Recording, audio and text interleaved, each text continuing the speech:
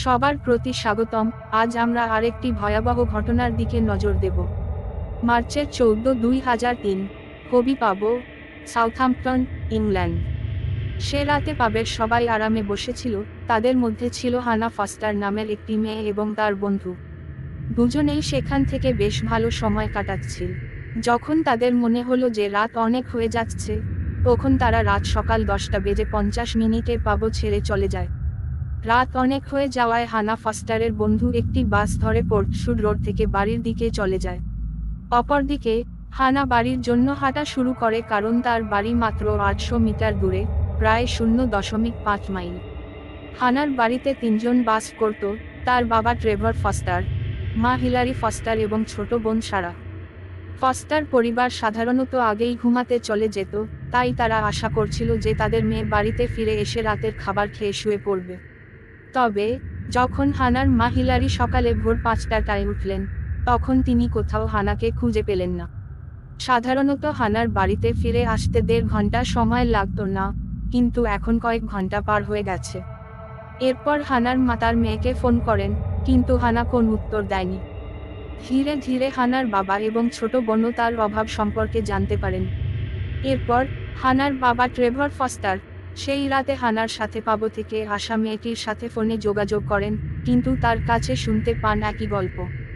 এরপর হানার পরিবার নিজেই খোঁজ করা শুরু করে, কিন্তু এখন ইতিমধ্যে সকাল 10:30 বেজে গেছে। তাই হানার বাবা তার মেয়ের জন্য খুব উদ্বিগ্ন হয়ে পড়েন।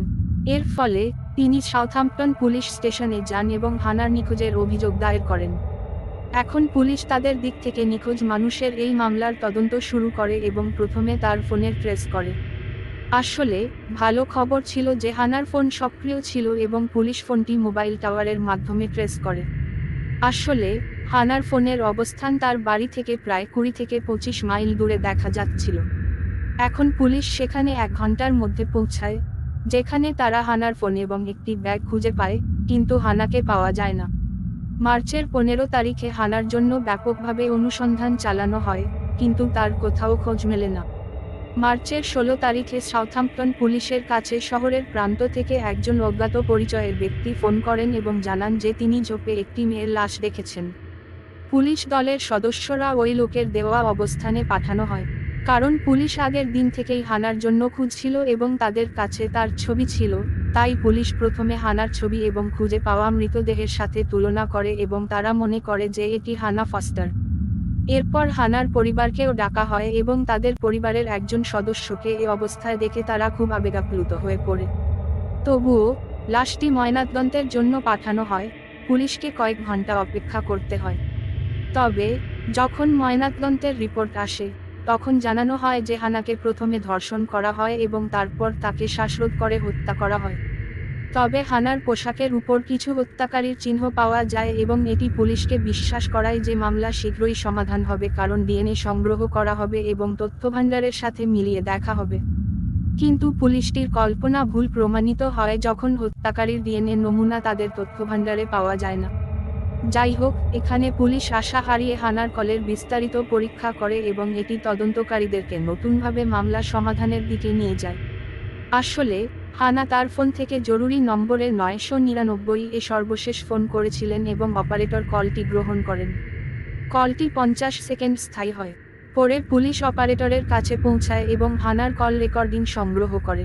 এছাড়া অপারেটর বলেন, আমি বলছিলাম, এটি জরুরি সহায়তা লাইন, এটি জরুরি কি? 50 সেকেন্ডের মধ্যে কোন উত্তর আসে না।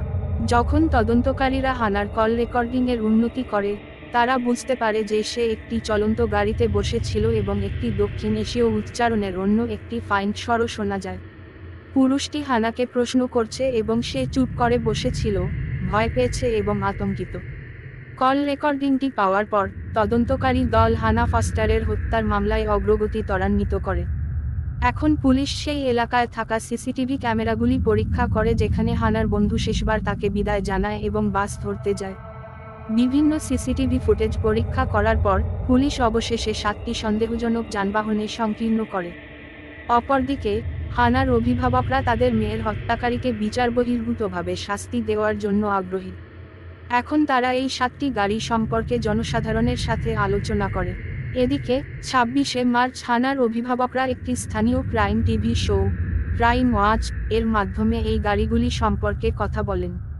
এর ফলে দেখা যায় যে টেলিভিশনে দেখানো 7টি সন্দেহজনক গাড়ির মধ্যে একটি গাড়ি হ্যাজেলউড ফুডস কোম্পানির একটি van. Supervisor James Dennis phone করে জানান যে এই ভ্যানের ড্রাইভারের নিজের কোন গাড়ি নেই, তাই সে এই ভ্যান ব্যবহার করে তার বাড়ি আসা যাওয়া করে। এছাড়া সে রাতে ড্রাইভারটি ঠিক ওই রাস্তায় ডেলিভারি দিতে গিয়েছিল এবং ভ্যানের সময় এবং অবস্থান ঠিক সেখানে ছিল যেখানে হানা একা হাঁটতে শুরু করে। এরপর পুলিশ প্রথমবারের মতো ভালো একটি সূত্র পায়। ভ্যান চালকের নাম ছিল মানিন্দর পাল সিং। কোম্পানির সুপারভাইজারের সাথে কথা বলার পর জানা যায় যে মার্চের 15 তারিখে মানিন্দর কাজ করতে এসেছিল, কিন্তু তার মুখে কিছু দাগ ছিল, যেখানে 14 তারিখে তার মুখে কোন দাগ ছিল না। এছাড়া মার্চের 15 তারিখে মানিন্দর মাত্র অর্ধেক দিন কাজ করেন এবং পিঠের ব্যথার কারণ দেখিয়ে অর্ধেক দিনের ছুটি নেন। তবে পুলিশ পরে জানতে পারে যে মানিন্দর ওই দিন থেকে আর কাজে ফিরে আসেনি। এখন পুরো গল্পটি শুনে তদন্তকারী কর্মকর্তারা ফরেনসিক বিশেষজ্ঞদের নিয়ে হ্যাজেলউড কোম্পানিতে যান। পরে মানিন্দর চালিত ভ্যানটি ফরেনসিক বিশেষজ্ঞদের দ্বারা গভীরভাবে পরীক্ষা করা হয় এবং সেখানে কিছু রক্ত ও সিমেনের চিহ্ন পাওয়া যায়। এই সকল প্রমাণসহ, যেমন মানিন্দর পালের অদৃশ্য হওয়া, তার ভ্যানে সিমেন্ট ও রক্ত পাওয়া, তারা সরাসরি হানার হত্যার দিকে ইঙ্গিত করতে থাকে। তবে এর পাশাপাশি পুলিশ আবারও মানিন্দর পাল ভ্যানটি সিসিটিভি ক্যামেরার মাধ্যমে তদন্ত করে এবং সিসিটিভি ফুটেজ থেকে স্পষ্ট হয়ে যায় যে মানিন্দর তার ভ্যান 14 মার্চ রাতের ওই রাস্তায় নিয়ে গিয়েছিল যেখানে হানার লাশ পাওয়া যায়। এখন মানিন্দর পাল পুলিশদের প্রধান সন্দেহভাজন হয়ে যায়। এখন পুলিশ মানিন্দর পালকে খুঁজে বের করার জন্য প্রস্তুতি নিতে শুরু করে এবং প্রথমে তার বাড়ির ঠিকানায় যায়, যা তারা স্যান্ডউইচ কোম্পানি থেকে পেয়েছিল যেখানে সে কাজ করত। সেখানে মানিন্দর পালর স্ত্রী ও 2 সন্তান বাস করত এবং তার স্ত্রী একজন ব্রিটিশ নাগরিক ছিলেন। কিন্তু যখন পুলিশ সেখানে পৌঁছায়, তখন তারা একটি তথ্য শোনে যা মামলার গতিপথ সম্পূর্ণ বদলে দেয়। আসলে মানিন্দরের স্ত্রী জানায় যে সে 18 মার্চ ভারতে চলে গেছে কারণ মানিন্দরের মা খুব অসুস্থ। এটি জানার পর সাউথাম্পটন পুলিশ হানার ফস্টারের হত্যার মামলায় মানিন্দর পালকে আটক করা জরুরি হয়ে পড়ে, কিন্তু এটি সমানভাবে রঞ্জিন হয়ে ওঠে। পুলিশ ভারতীয় কর্তৃপক্ষের সাথে যোগাযোগ করে এবং ওই দেশের পুলিশ সদস্যদের উপর চাপ দেয় যাতে তারা মানিন্দর পালকে আটক করে। এর মধ্যে মানিন্দর পাল একটি নতুন ফোন কিনে নিয়েছে এবং তার নতুন ফোন দিয়ে সেখানে থাকা ব্রিটিশ দূতাবাসে যোগাযোগ করার চেষ্টা করছে। তবে এরপর পুলিশও সে ফোনটি ট্রেস করে এবং 25শে মার্চ তাকে ধরা পড়ে। এখন 100% প্রমাণ সংগ্রহ করার পরে মানিন্দর পাল সাউথাম্পটনে ফিরে আসে এবং বিচার হতে শুরু করে। যদিও মামলাটি অত্যন্ত জটিল ছিল, কিন্তু তার বিরুদ্ধে সমস্ত প্রমাণ জমা করার পরে পুলিশ এবং আদালত বিচার পায়। অবশেষে 2005 সালের 29শে সেপ্টেম্বর মানিন্দর পালকে যাবজ্জীবন কারাদণ্ড দেওয়া হয়।